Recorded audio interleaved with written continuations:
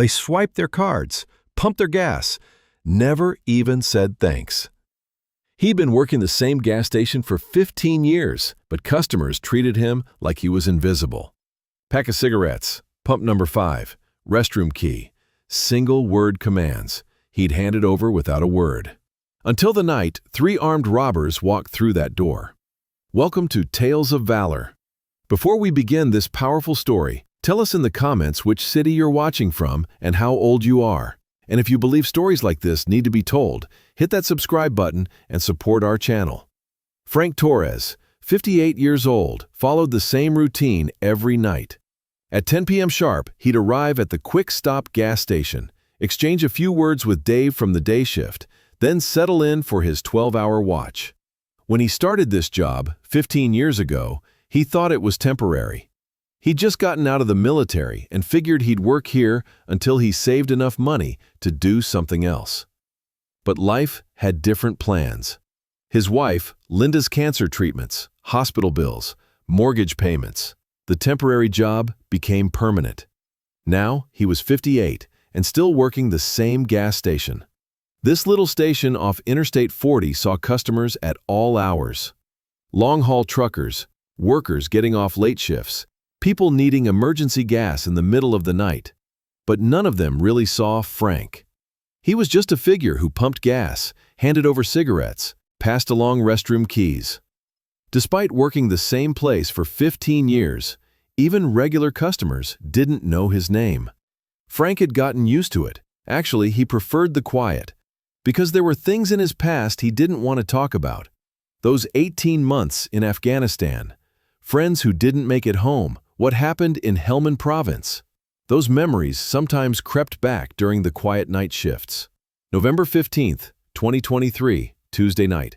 Frank arrived at work at 10 p.m. as always. Dave saw him coming and stepped out from behind the counter. "Hey Frank, how you doing?" "Good, Dave. How was today?" "Normal. Little problem with pump 3, sometimes runs slow. Keep an eye on it." Dave grabbed his bag and left. Frank was alone now. The station's fluorescent lights illuminated the interstate. In the distance, truck headlights appeared and disappeared like distant stars. The first customer came at 10:30 p.m., middle-aged woman in an SUV. She walked in, made no eye contact, said Marlboro Lights. Frank handed her the pack. She dropped the money on the counter and walked out. Not even a thanks. At 11:15 p.m., a truck driver came in. "Pump 5, he said, "and large coffee."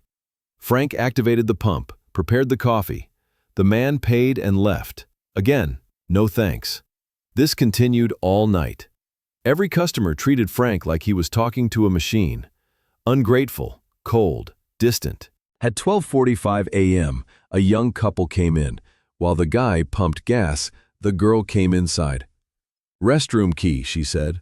Frank handed it over. She grabbed it and left without even looking at him. When she returned, she was talking to her boyfriend. "Why do these old guys still work? Shouldn't they just retire?" Frank heard this, but didn't react. At 58, he was too young to retire.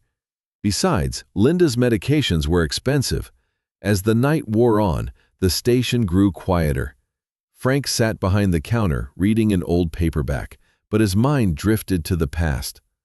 2006-2008, Afghanistan, 1st Battalion, 7th Special Forces Group.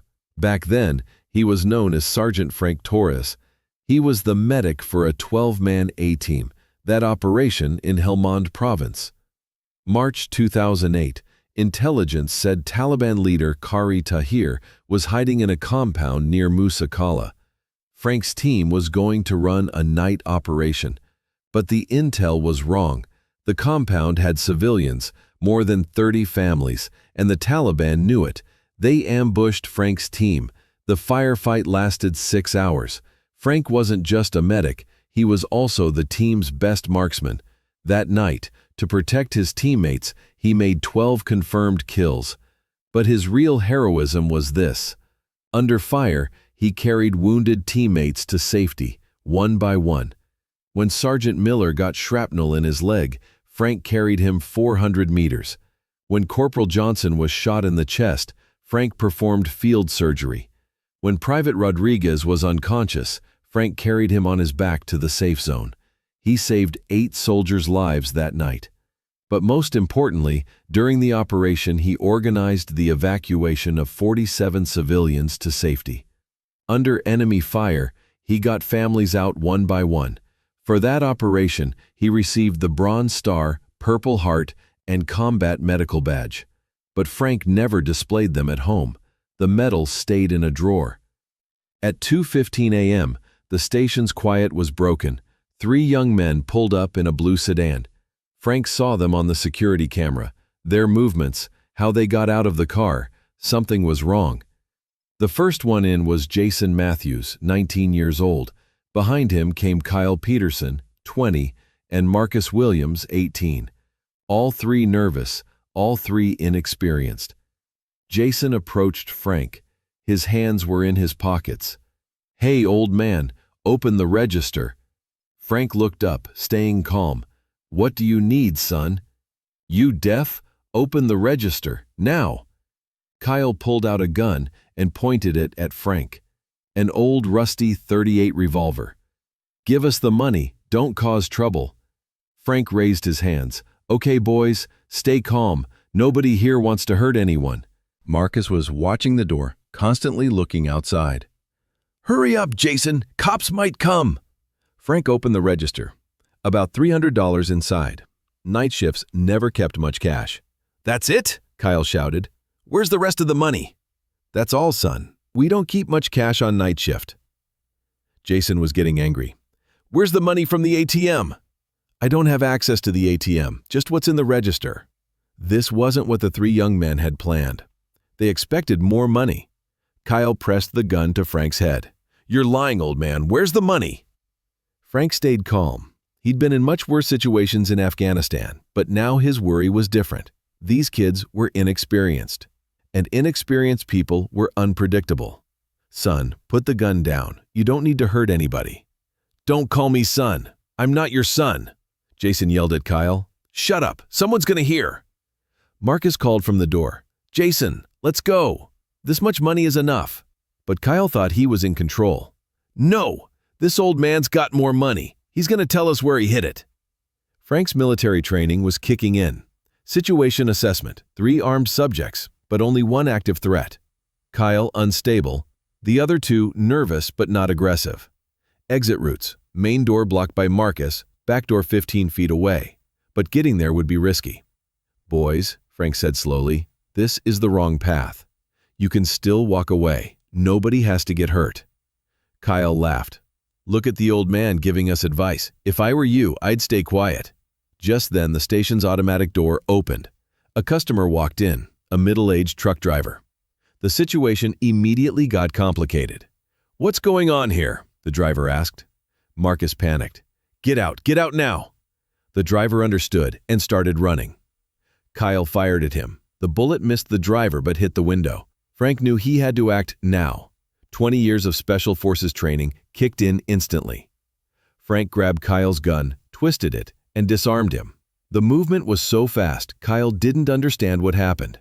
Jason tried to pull his gun, but Frank was already moving. An elbow strike broke Jason's nose. The kid collapsed. Marcus tried to run out the door, but Frank caught him. Rear naked choke, unconscious in 5 seconds. The whole thing lasted less than 30 seconds. 3 armed robbers were on the ground. Frank was standing, breathing hard, but in control. He immediately called 911. 911, what's your emergency? Quick stop gas station, I-40 exit 247. There was an attempted armed robbery. 3 suspects have been subdued. We might need an ambulance. Sir, are you safe? Yes, I'm safe. Suspects are subdued. The operator was surprised. Most robbery victims called in panic. This man was reporting with military precision. 10 minutes later, the station was filled with police cars. First to arrive was Detective Sarah Martinez, an investigator with 15 years' experience. When she walked into the station, the scene surprised her. 3 young men were on the ground, 1 unconscious, 2 moaning. None had serious injuries, but they were clearly beaten. Frank stood calmly behind the counter, hands visible. Sir, I'm Detective Martinez. Are you safe? Yes, ma'am, I'm safe. Can you tell me what happened? Frank told her everything in detail: the robber's arrival, the threat, the driver's escape, his decision to act. Detective Martinez took notes, paying attention to Frank's narrative. The man was extremely calm, details precise, terminology military style. "Sir, have you encountered a situation like this before?" "You could say that." "Do you have a law enforcement background?" Frank paused. "Military." "Which branch?" "Army, Special Forces." Detective Martinez's eyebrows went up. "How long?" 18 years, 3 deployments, Afghanistan." Suddenly, everything made sense. 3 inexperienced robbers against a trained Special Forces veteran. It wasn't a fair fight. Paramedics checked Jason, Kyle, and Marcus. Jason's nose was broken, but he was stable. Kyle's wrist was dislocated. Marcus had a concussion, but nothing serious. On the way to the hospital, Kyle asked the EMT, "Who was that old man? How could he do that?" The EMT remembered what Detective Martinez had told him. Apparently former Special Forces. Kyle's eyes widened. "Special Forces? For real?" "Yeah, Afghanistan veteran." That night, as the 3 young men lay in hospital beds, they were thinking very different thoughts. The easy robbery they'd planned had become the biggest lesson of their lives. The next morning, local news picked up the story. 58-year-old gas station clerk stops armed robbery. News reporter Jennifer Walsh came to the station for an interview. "Mr. Torres, what did you feel last night?" Frank was uncomfortable. He never liked media attention. "I just did my job, wanted to make sure nobody got hurt." "But you stopped 3 armed robbers single-handedly. That's not normal." "I guess I'm not normal." "Can you tell us about your military background?" Frank hesitated. "I served in Afghanistan, medical corpsman." Jennifer didn't press, but she knew she'd do some research. After the story aired on local news, it quickly spread through the veteran community. Commander Bill Roberts from local VFW Post 847 called Frank. "Frank, Bill Roberts from the VFW, heard your story." "Hello, Bill." "Listen, we're having a gathering at the post tonight. Want to come? The guys want to meet you." Frank paused for a long time. He hadn't been to veteran events for 15 years. The next night, when Frank came to work, the atmosphere was totally different. The first customer was Mrs. Patterson, whom Dave knew from the morning shift. "Frank, I saw you on TV. Incredible!" Frank gave an uncomfortable smile. "Just doing my job, ma'am." "Job? You stopped 3 armed robbers. That's not just a job, that's heroism." Mrs. Patterson wasn't seeing an invisible man when she looked at Frank anymore. She was seeing a real person. Throughout the night, customers acted differently. They made eye contact, said thank you. Some tried to chat. Truck driver Mike Johnson came in. "Hey, you that veteran? Army?" "Yes, sir. Marines myself. Fallujah, 2005. Brother, respect." Mike's handshake was firm and meaningful. 2 days later, Frank's cell phone rang. Unknown number. "Frank Torres?" "Speaking." "Frank, this is Tom Bradley. Remember me? Helmand Province, 2008? Frank's heart rate increased. Tom was his teammate from that night operation. "Tom, how did you find me?" "News story, brother. Someone posted it in a veteran Facebook group. Recognized you in the video." Frank got emotional. He hadn't talked to Tom in years. "How are you, Tom?" "Good, Frank. But more importantly, how are you?" "Heard about Linda. I'm sorry." "Thanks. She fought hard." "Frank, that night in Helmand, you saved my life. Rodriguez's, Miller's, Johnson's lives. We never forgot." Frank's voice cracked. "We all served, Tom. We all did our job." "No, Frank, you went above and beyond, and apparently, you still do." A week later, Frank decided to visit the VFW post. He arrived at Post 847 at 7 p.m. Commander Bill Roberts met him at the door. "Frank, come in, brother."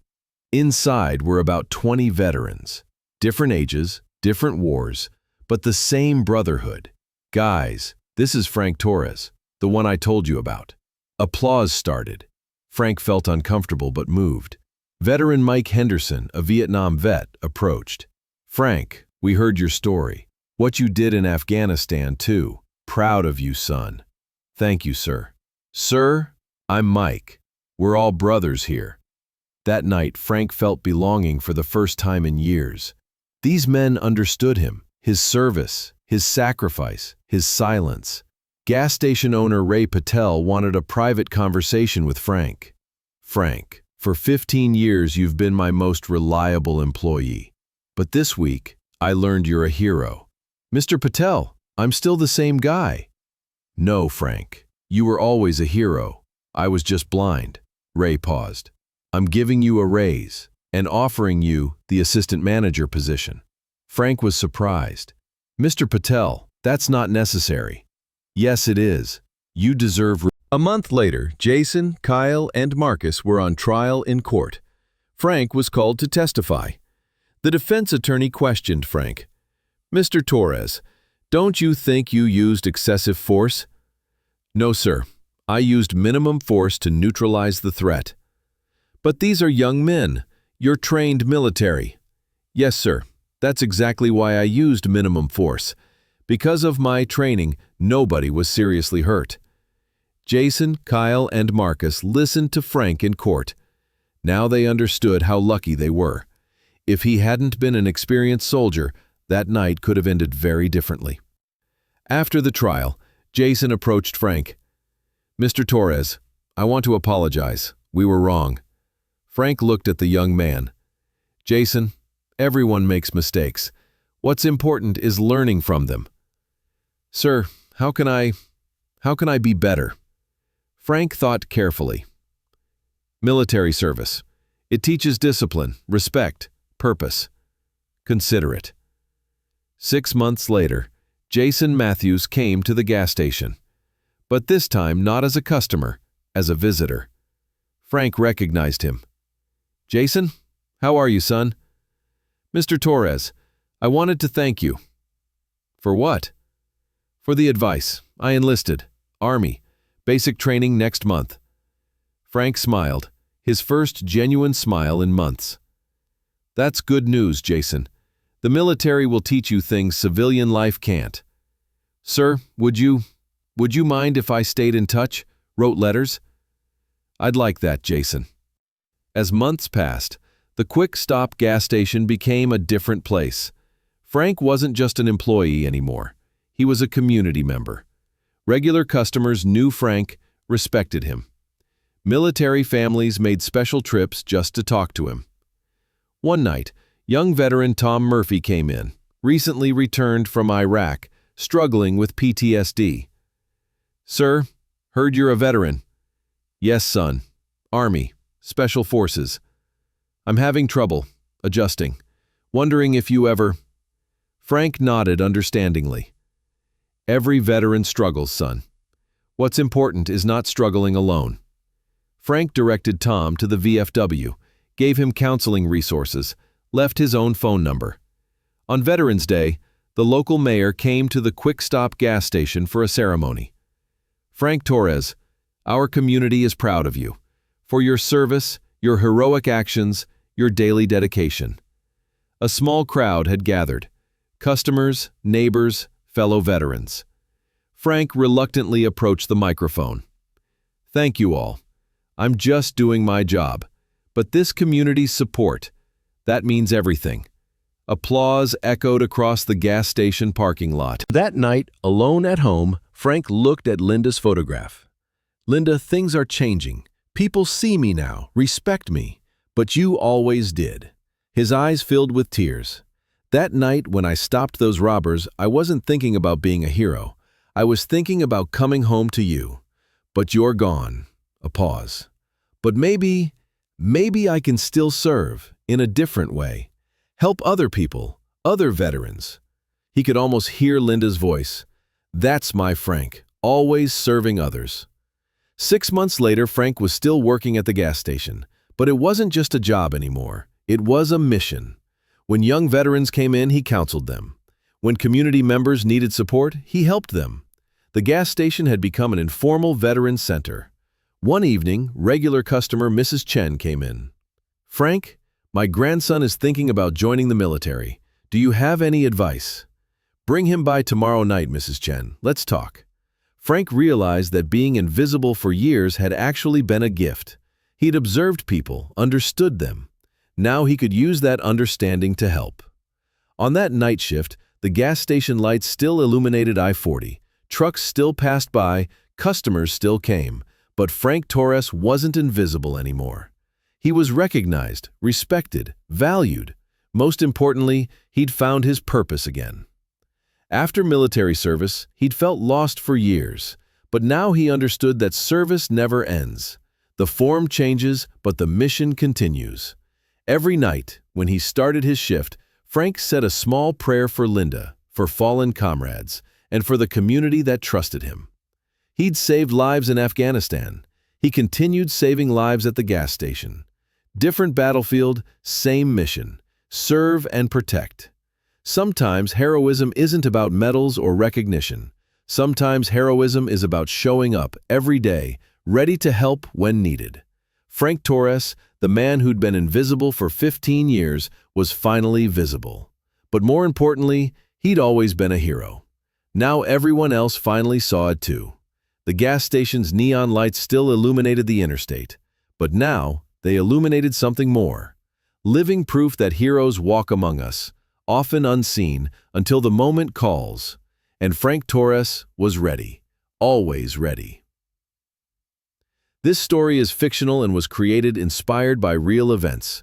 Any resemblance to actual persons or events is coincidental.